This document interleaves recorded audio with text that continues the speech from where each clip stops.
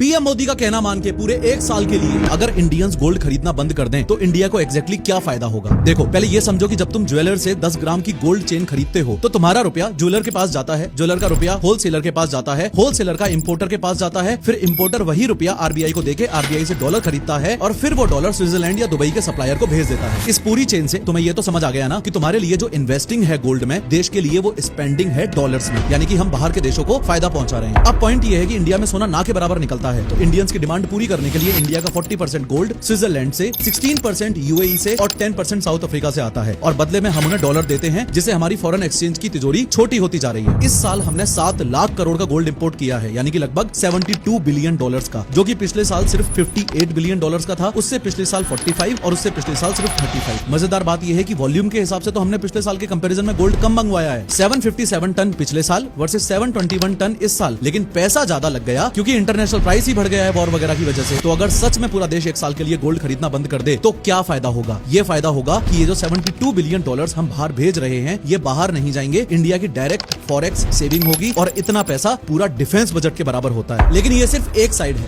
ज्यादा important side ये है कि 1 करोड़ से ज्यादा लोगों की नौकरियां प्लस देश का जीडीपी का 7% प्लस बैंक एक्सेट्रा, ये सब ज्वेलरी इंडस्ट्री पर डिपेंडेंट है, ये सब खतरे में आ जाएगा।